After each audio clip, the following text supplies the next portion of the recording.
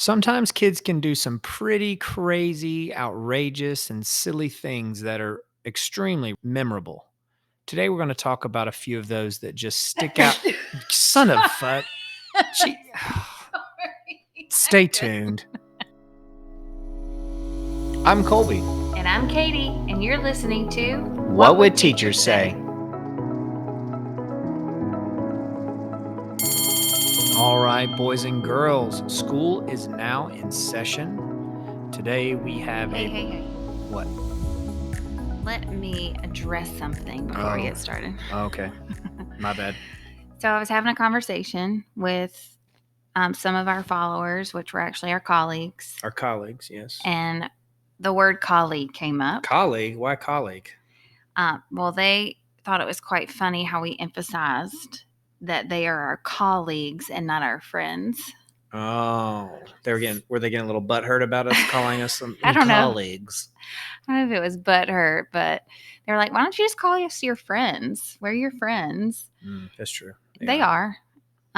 So we will try our best not to say colleagues anymore and just refer to them as our friends. Yeah, no promises. You go with that? Maybe teacher friends. I can do that one. Okay. Well, now that we've gotten that out of the way, on today's podcast, we are going to be talking students. We got some crazy, outrageous, hilarious, silly, whatever words you want to use to describe these stories with these students.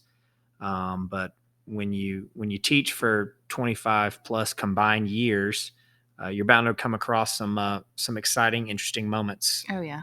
With children. From one extreme to the other. Yeah, from one extreme to the other, just silly and wholesome to outrageous and egregious. But today what we're going to do is each of us going to share a couple little stories about some of our most memorable experiences. It was hard to narrow down the stories to tell in just a short segment. Right. We could literally talk for hours and hours and hours, which we might do because that's what this whole purpose of this platform is, to talk about these. So maybe this might be like a part one. We'll revisit some of these stories later if you guys like them and want to hear more. But anyway, let's get into it. Do you want to go first? Do you want me to go first? I would like you to go first. Okay, I'll go first. All right, so I have to get a little background for my story, which I know you love when I tell stories about how much background I have to give when There's the background, so much background. The background is longer than the foreground. You're going to have to cut it. Yeah, I'll speed it up. So my first experience in education, I was a parapro for the special ed department at a particular school. And one of my blocks of the day was with the specials. This was with the preciousnesses, the self-contained classes that were from moderate to severe, I think is what the official classification of the class was. Anyway, who need all the love. Right. So one of my responsibilities was to give the head teacher basically a break for lunch. And I and another teacher would take the kids to lunch and would help feed them and then get them back to class successfully. So we had about 5 kids that we would take to lunch. And on this particular day, I was solely responsible for all 5 of them.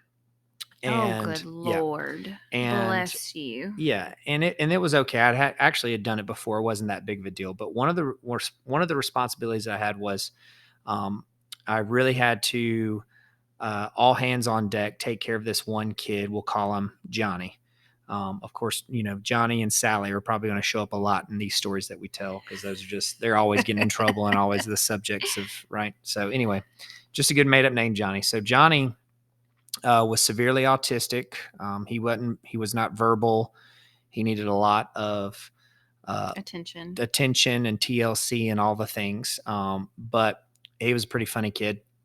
And so Johnny had like this little mini grocery cart that we would put all of his shenanigans that he had. So like I'm kind of jealous because the grocery cart Holds a lot of stuff. Yeah, and it was one of those like double decker mini ones that you get from Kroger. You know what I'm talking about? Yeah. Anyway, Johnny was notorious too with that grocery cart, just destroying the ankles of innocent bystanders walking through the halls, which I felt so bad. I'd have to apologize for. But anyway, this is not the ankle breaker Johnny story with the grocery cart. This is a lunchtime story. So Johnny is pretty messy. So we had wet wipes and paper towels and things like that. But one of Johnny's favorite meals was the salads, which is just crazy to think about. Salad. Yeah, salad. And something that he really, really liked about the salad was that it would come with raisins. Ugh. So also within Johnny's cart was a little I don't even know what you call this thing, but it was a Voice. voice machine where he would touch certain symbols and the symbols would have pre-recorded words on them, so he would help be able to communicate with you. So it had a bunch of things like please and thank you and more and food and just all So those. So basic things so he could communicate what right. he needed or wanted at the Right. time. And Johnny was pretty good with these things. So one day, we're at lunch. I got him his salad. I got a couple of the other kids already situated with their lunches, and they're going ham on their ham sandwiches and just doing all kind of whatevers. Anyway, so Johnny, I am prepping his salad fork, and so what we do is I'll stab a couple pieces, dip it in some ranch, and then lay it on the side of the table, and then Johnny would pick it up and eat it. So we got through with all the salad, and then I don't think he knew. I think it was one of the first times he'd actually had raisins. So we got done, and I put a couple raisins on his fork, and he ate them, and then he looked over at me and he had this silly grin and this laugh that he would always do. He'd look over me and grin and go, and that was his communication, like when he thought something was funny. So control yourself. So Johnny, such a funny kid. He would the first time I met him, this is kind of a side story too. The first time I met him, he gave me a hug. He farted and then he pulled back. He pulled back and looked at me dead in the face and went, I'm sorry, if we were videoing this, you would be dying because Coy does it perfectly and has all the mannerisms of this sweet baby. Yeah, and I don't want you to think that I'm making fun. No. He was such a precious kid. So I'm just telling you like it is and telling you straight up story. I'm not giving any hyperbole. I mean, this is it's not mimicry or mocking. I'm just telling you what happened. So anyway, I popped a couple raisins on Johnny's fork and he looks over at me and he's got like raisin grin and he hits me with a and so then he reaches over to his touchpad and starts it was like he was playing piano on his touchpad. He was going, more, more, more, more, food, food, food, please, please, please, because he was loving these raisins. So I just kept loading them up on his fork and giving them to him. He'd put them in and more, more, more, and give him some more. And then he'd go, food, food, food, food, please, please, please. And he just like wearing this food, this touchpad out. So we got through those raisins really quickly. Now, Johnny was sitting to my right, and then I had another student that was to my left. So as Johnny was eating and finishing up, like I thought we were good, we're done. He went through those raisins like, bro, Johnny, you love those things. And then next thing I know, Johnny turns and actually looks at me. So I'd only been looking at like his profile when he was going ham and rocking back and forth and just enjoying his raisins. So, and I kind of really wasn't paying attention to him, in the eating part because I was like, oh man, he's tearing these things up. And I was helping out other students on my other side. And then Johnny, like it was slow motion. I remember to this day, he turns and looks at me. And then I noticed something on the right side of his mouth. Again, he was to my right. On the right side of his mouth, he had this little like dark purple drip coming out the side of his cheek. And as he kept turning, it looked like he had a giant wad of tobacco like in his cheek, like he'd been dipping. So And he stuffed all the raisins in he his cheek? chewed up and stuffed all the raisins in his cheek like a Oh. freaking chipmunk, hoarding nuts for winter. And he was smiling at me. And he like, I could tell he does this thing with his like head and his neck right before he hits out one of his like big, and he just absolutely bellowed out a laugh. And when he did, raisin spittle spew Oh clumps gosh. went all over my face, my clothes. And like this was before I wore like, just random coaching stuff. Like I had like, a collared button up polo shirt, some nice khakis. I was trying to look nice, to impress everybody. And he just absolutely unleashed his raisin schlop that he had been chewing up and storing inside of his cheek. And I just got it like all over my face. It was so disgusting. I was so pissed off because I knew, like, I didn't. Oh, but he was so I know he was so happy happy, and he just thought it was so funny. He was just that he got cracking. you. Yeah, he was cracking up, laughing. Like at this point, there were other students. Um, the regular kids that were coming in and they saw this, and some of them knew me, some of them didn't at this time. And they were trying not to laugh. And it was just this whole thing. But I got a ton of stories about Johnny. He's a very cool character, but that was probably the most outrageous. I would say I so. wouldn't say he was outrageous because he didn't do it on purpose, and it wasn't It's a bad thing, but it is hilarious. pretty, looking back on it, it's hilarious. And then on the way out, we of course took out 5 kids' ankles, leaving the lunchroom, but Grocery with cart. the grocery cart. So that's my Johnny story. That's so. What do you got for yours? All right. So mine was way back when I first started teaching. So not my first year with, my falling story, Mm-hmm. but my second year as a fourth grade teacher. Gotcha. So fourth grade, I taught everything. So I had What do y'all call that when you teach everything? it's just all content. Okay. Like when you're an elementary teacher, you're certified to teach all subjects, math, science, social studies, and reading, which you really don't want me to teach your kid how to read. It's not really my strong suit. Noted. When we send our kids to your school, like, yeah, I'm gonna need everybody but their mother. But I'm do a really good job with math and science. But Cool. anyway, so let me set the story up. So my story is about a little girl. She wasn't really little. Okay, so we'll call this student Shelby. Okay. So picture a normal fourth grade kiddo. They're small, petite, usually, right? They're kind of starting to really, grow and hit their growth spurt. Well, I feel like Shelby has already hit hers. Oh. Shelby is a whopping 180-pound. Oh, that's more than me. Fourth grader. Wow. Like she is large and in charge. And I can say that because she had a big, bold personality. Gotcha. She wanted what she wanted when she wanted it. And she let you know. First time I met Shelby, she didn't like anybody. She was hard to handle. She wanted to do what she wanted to do. So I did morning meetings. Miss Shelby did not like morning meetings because we shared, things we did over the weekend or silly questions like, what would you do with $1 million? Right. Or things like that. She would just pretty much lay out in the floor in the middle of everybody and just refuse to do anything. So like when we would get done with morning meeting, everybody would go back to their seats and we would get our day started. And I believe we started our day with reading. Well, Miss Shelby would often stay on the floor and not just sitting there. She would just lay out like a starfish in the middle of my carpet area. Perfect. And just refuse to get up. And she was dead weight. I tried to get her up.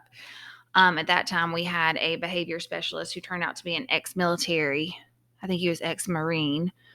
So he would come in and have to deal with Shelby and basically pull her out by a leg because she just refused to get up or anything. And we became really good friends because Shelby often was just off the chain. The story that is the craziest, outrageous story for Shelby is we had, in the county that I was teaching in at the time, we had county writing assessments Okay.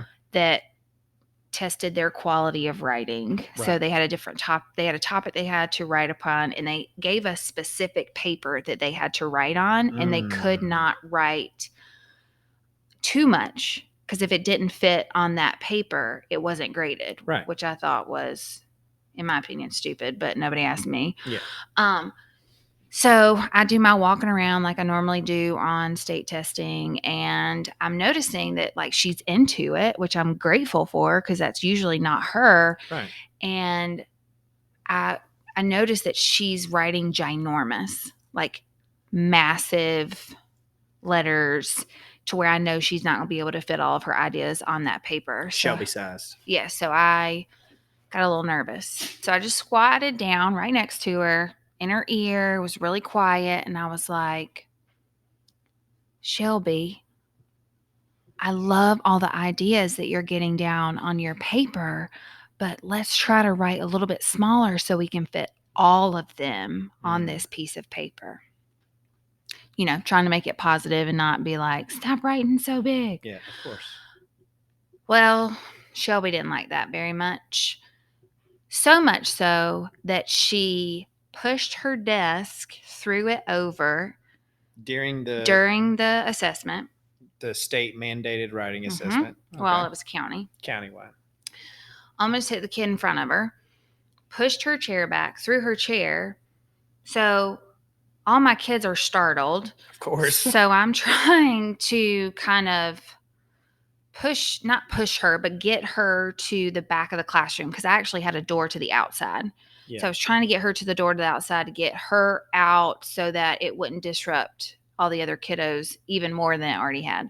She didn't like that either, so much so she was so strong that she took me, pushed me up against the wall, and wedged her and I between the wall and my filing cabinet. Oh, wow. So if you've ever put your filing cabinet on the wall, you know there's very little room. So I had maybe, what is that, like 5 inches? 5 inches away from the wall. So she kind of wedged us in there, and she had me in a hold. I don't even remember if I pushed the button or if I made my kids push the button to kind of send some help down there. It took administration at least 15 minutes to get down to my room. Goodness. So I was in a hold for a long period of time. Just wedged up against the wall in the filing cabinet? And her cot, me and her just, snuggling up in that corner right there, which really wasn't a comfortable snuggle. Did they get this girl involved in wrestling later on? I have no idea. But finally, admin came. We got her calmed down enough to get out of the room, de-escalated somewhere else. I had bruises from where she had pressed me up against the wall, all because of a simple comment about her big girl bubble letters. Her letters and how she was writing.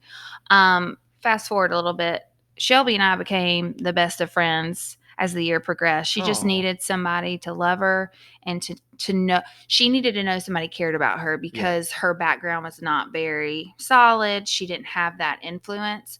So by the end of it, she was giving me bear hugs in a positive way instead of not a negative way next to a filing cabinet. Yes. So that's one of my outrageous stories. Wow. Shelby seems like a real little bowling ball. She was. That's crazy. Well, I'm glad that it worked out okay and y'all became kind of buddies. I wonder what she's doing now. Do you follow her on any social media? I don't. I hope that she is doing as well as she can with her circumstances. Good. Well, my next one is kind of a short one. It's funny that like this one also has to do with testing. I feel like that's kind of a reoccurring theme for us on the podcast so far. All of our most memorable moments have to do when the stakes are the highest. But anyway. Has to have some excitement. Exactly. And this one has to do with a student we're going to call Doug. Doug had a dog, and this has been many years back. And, why did he have a dog? Well, Doug needed a dog because it was his emotional support animal. Okay, gotcha. Doug would sometimes get a little bit razzled and frazzled and would need to lay on the ground and spoon with his dog. Sorry, what? Yeah, and we're gonna move on from that part, but that's not Please actually do. my outrageous or silly story. Doug spooning with his dog, because I had Doug in class at one point in time, and the first time I saw it, I was like, "What's happening here?" But anyway, so one day on testing day, um, we had the first lunch session, and then we were going to start testing immediately right after that lunch session. So there's a lot of traffic going on. Well, backstory, like always, Of course. Doug's dog has hadn't been feeling well because Doug got a hold of some mushrooms at their Some house, some shrooms. shrooms, and it gave him some tummy troubles. Ugh. And I think like it was actually kind of significant because if I'm not mistaken, at this point in time, they had to like take him to the doctor. Part of Oh no. his fur had been like shaved off so they could like check and see and just make sure everything was okay. That might have been another something. But anyway, Doug's dog had some tummy troubles. Ugh. We We know what happens with that. Yeah, we know having tummy troubles. Yolanda. Another reoccurring theme. So anyway, Doug is walking his dog down the hall, and we're about to have our state testing, and so we're shuttling the kids in the room and trying to get everybody ready for their tests. And so it's kind of hectic. We're saying like, put your bags here, move this way, move, to all this kind of stuff. Well, Doug is at this point is dragging his dog by the collar because the dog is just dropping just wet diarrhea turds as they're No. walking down the hallway during class change, Oh. and people Are stepping in it? yes, are stepping in it and Ooh. tracking it down the entire hallway. And now There's this is a very crappy moment because nah, because um the smell is absolutely terrible. Of course it is. It is It's terrible. diarrhea. And so they are When you're walking down the Oh, hall and you feel something fall. Sorry. climbing up a ladder and you feel something splatter. Diarrhea. Anyway, so Okay. Doug's dog is diarrheaing a lot of down the hallway, and kids are stepping in it and tracking it, and it's just chaos. And we finally get everybody into their class where they're supposed to go. Some kids are leaving their shoes out in the hallway because they'd stepped in it. And it was so funny. One teacher actually got like a towel and put it up underneath the crack of her door because she didn't want the smell coming in. Oh. And I think the best part about the whole story is about 5 minutes later, we told custodians about it, whatever, but the person who came down the hallway to start cleaning it up was actually our principal. Our principal was on hands and knees with paper towels, gagging while he was picking up the pieces of diarrhea and wiping it up. And it was so funny because they marked the spots where like footprints were with extra chairs that they dragged out of classrooms, so that way kids wouldn't run into them.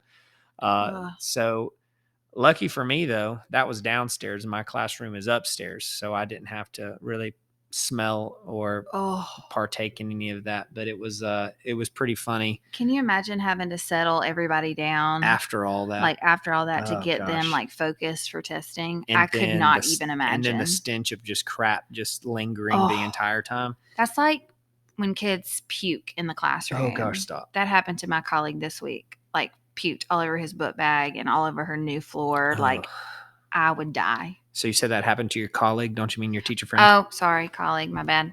Friend. Yeah. So Doug and his dog. I could probably have a whole podcast episode just on Doug and his dog. There's some wild stories with that. But what's your next story that you got? Okay. So my next story, I can't say it's hilarious like your two stories are. Yeah, mine are more serious, which I'm like, really? You got to have something funny maybe or something a little bit more light and airy. I feel like quitting teaching after hearing your story. But do you have something else that Jeez, maybe? I'm sorry. Yeah, it's okay. I forgive Yeah, you. I can't leave on a sour note. I feel like that was a sour note to leave on. Very. So we'll just end it with a quick, kind of funny one. My friend and I shared this kid. We'll call him Jose. Okay. No way, Jose. Funny kid. Okay. Like, got our sarcasm, gave it back. Like, he was just all around good kid. Like, Cool. family is good, like, very involved with the community. And it's currently in the current district that I'm in. Cool. And I can't remember if this happened in my room or my friend's room, but either way, it was hilarious. So the class was being split into groups, or they were picking their partners or something. Well, Jose was left alone on the floor by himself. And all of a sudden he started singing, "Hello, darkness, my old friend." Because y'all left him? Because he was left by himself. It was the most hilarious thing that I have ever heard. That's good timing. And it was good timing. And this kid had a great personality to where he did stuff like that all the time. I miss him greatly. I think that he's in high school now. Cannot believe I even said that. Getting old. Yes, thank you. But he was an all around good kid. And that's just one of the moments that we had with him. And I think that was the kid that my friend and I truly enjoyed that year, just because he got y'all sense of humor. Got our sense of humor, because I think his mom was like that too. So he's very much just an all around comedically trained kid. Yes, he is. Yes, he is. Well, good. Well, I'm glad that we ended on a light moment. If you guys have any crazy or outrageous or silly stories of students, I know you teachers out there have so many to share with us. Hit us up on our Instagram, send us an email at whatwoulteachersay@gmail.com. We would love to hear from you. Maybe this can be like every now and then, like a reoccurring thing where we do like, silly student stories or come up with a little bit something more creative. But I think it's really cool just to hear all the different stories of light and humorous and maybe even some dark and depressing ones. Sorry, Katie, maybe you've had that's my life as a teacher. maybe keep your dark and depressing stories to yourself. Give us the silly ones. It's a little bit more. I apologize. That's kind of the direction that we want to go, right? A comical twist. But anyway, let us know. Reach out to us. We're getting some involvement with our community so far, and we're having fun doing it. So yeah. Send us an email or DM us on Instagram. Slide us on in, or what did the kids say? Slide on in our DMs. Slide into my DMs. No. Yeah, I don't need anybody sliding. Okay. Thank you so much for listening to the What Would Teachers Say podcast. We're excited about bringing you brand new episodes each week on Monday, so that way you can start your week off right. And remember, when you're feeding someone raisins, make sure they chew them up. Class dismissed.